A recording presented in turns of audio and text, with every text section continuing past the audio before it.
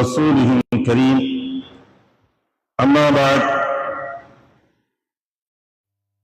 فقد قال الله تعالى في القرآن الكريم وفي القرآن المجيد أعوذ بالله من الشيطان الرجيم بسم الله الرحمن الرحيم الحمد لله رب العالمين الرحمن الرحيم مالك يوم الدين إياك نعبد وإياك نستعين صدق الله العظيم.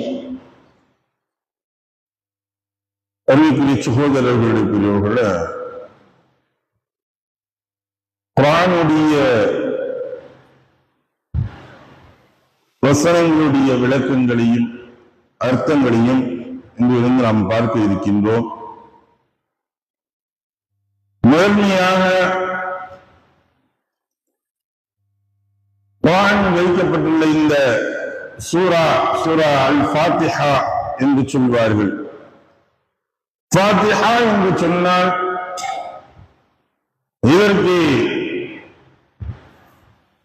தோற்றவாய், துவக்குதல், தொடங்குதல் என்பதெல்லாம் பல்வேறு அர்த்தங்கள் உண்டு. இதற்கு குர்ஆனில் சொல்லும் பொழுது இதனுடைய பெயரை பார்க்கும் பொழுது மற்றொரு பெயராக உம்முல் குர்ஆன் என்று சொல்வார்கள். குர்ஆனுடைய தாய் என்பதாக இதை வைத்துதான் எல்லா சூறாக்களையும் தொழுகையில் நாம் ஆரம்பத்தில் இருக்கும் பொழுது இந்த சூறாவை வைத்துதான், இந்த சூறாவை முதன்மையாக ஓதப்பட்டதற்கு பின்புதான் மற்ற ஏனைய சூறாக்களை நாம் ஓத வேண்டும். இந்த அத்தியாயம் இறக்கப்பட்டதுடைய சூழ்நிலைகளை பார்க்கும் பொழுது ரசூலுல்லாஹி ஸல்லல்லாஹு அலைஹி வஸல்லம் அவர்களுக்கு மிஅராஜில் இருந்து கிடைக்கப்பட்ட அற்புதங்களில், அற்கொடைகளில் ஒன்றாக இந்த சூறா இருக்கின்றது. அல்லாஹ்வுடைய அரிசியில் இருந்து கிடைக்கப்பட்ட ஒரு சூறாவாக இந்த சூறாவை சொல்லப்படுகின்றது. இப்லீஸ் ஒப்பாரி வைத்து அழுகப்பட்ட சூழ்நிலைகள், மூன்று காலகட்டங்களில் அவன் ஒப்பாரி வைத்து அழுதிருக்கின்றான். யார்? அல்லாஹ்விடத்திலேயே சபதமிட்ட இப்லீஸ். நான் இந்த மக்களை கெடுத்தே தீருவேன் என்று சொல்லப்பட்ட இந்த இப்லீஸ் 3 சமயங்களில் ஒப்பாரி வைத்து ஓலமிட்டு அழுதிருக்கின்றான். ஒன்று, அவனை சொர்க்கத்தில் இருந்து தூக்கி எறியப்பட்ட பொழுது. இரண்டாவதாக ரசூலுல்லாஹி ஸல்லல்லாஹு அலைஹி வஸல்லம் அவர்கள் ஜனித்த பொழுது, பிறந்த பொழுது. மூன்றாவதாக இந்த சூரா அல் ஃபாத்திஹா அருளப்பட்ட பொழுது ஒப்பாரி வைத்து அழுதிருக்கின்றான். ஏனென்றால் இந்த சூராவுடைய மகத்துவம் அவர்களுக்கு உயர்ந்ததாக இருக்கிறது. இது இந்த சூறாவிற்கு மேலும் சொல்கின்றார்கள், விளக்கங்கள் சொல்லும் பொழுது இது ஒரு நோய் நிவாரணியாக இந்த சூறா இருக்கின்றது. பல்வேறு வியாதிகளுக்கு குணப்படுத்தக்கூடிய தன்மைகள் இந்த சூறாவில் இருக்கின்றது. ஏன் அப்படின்னா, ஒரு மனிதன் எப்படி தன்னுடைய பேச்சை தொடங்க வேண்டும், தான் செய்யக்கூடிய செயல்கள் எப்படி இருக்க வேண்டும் என்பதை அல்லாஹ் இந்த சூறாவின் மூலமாக மனிதனை பழக்கப்படுத்துகின்றார். முதன்மையாக நாம் ஆரம்பிக்கக்கூடியது அஊது பில்லாஹி மினஷ் ஷைத்தானிர் ரஜீம். வெறுக்கப்பட்ட, தூக்கி எறியப்பட்ட ஷைத்தானிடம் இருந்து நாம் அல்லாஹ்விடம் பாதுகாவல் தருகின்றோம். இரண்டாவதாக பிஸ்மில்லாஹிர் ரஹ்மானிர் ரஹீம், அல்லாஹ்வுடைய பெயரை கொண்டு ஆரம்பம் செய்கின்றேன். எப்படியா கொண்டு? அல்லாஹ் அர் ரஹ்மான் ரஹீம், அளவற்ற அல்லாஹ் நிகழ்ற்ற அன்புடையவனாகிய அல்லாஹ்வின் பெயரை கொண்டு, திருநாமத்தை கொண்டு நான் ஆரம்பம் செய்கின்றேன் என்பதுதான் நாம் சாதாரணமாக படித்திருப்போம்.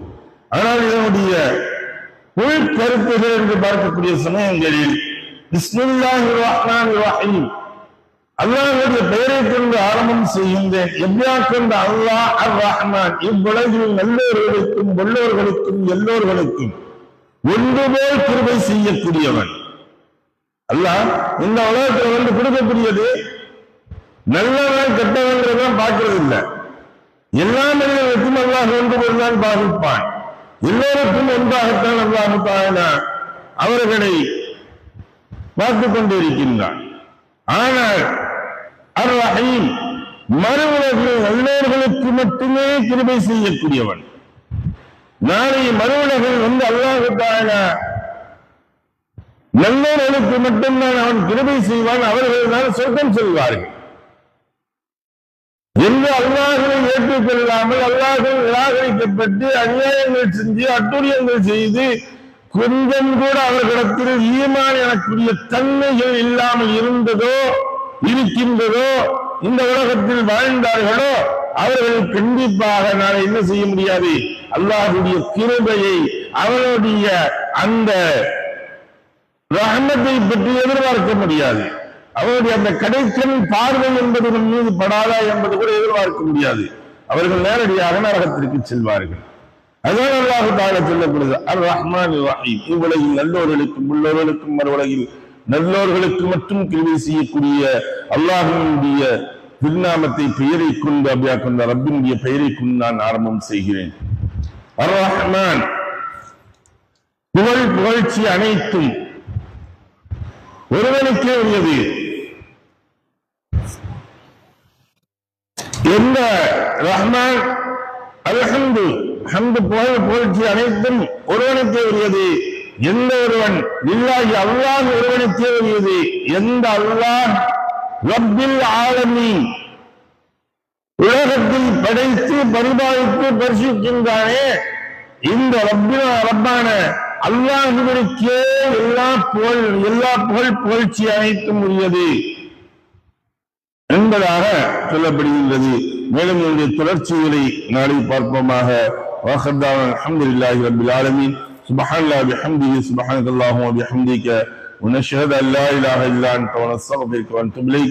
آمين. سبحان ربك رب العزة عما يصفون والسلام على المرسلين والحمد لله رب العالمين.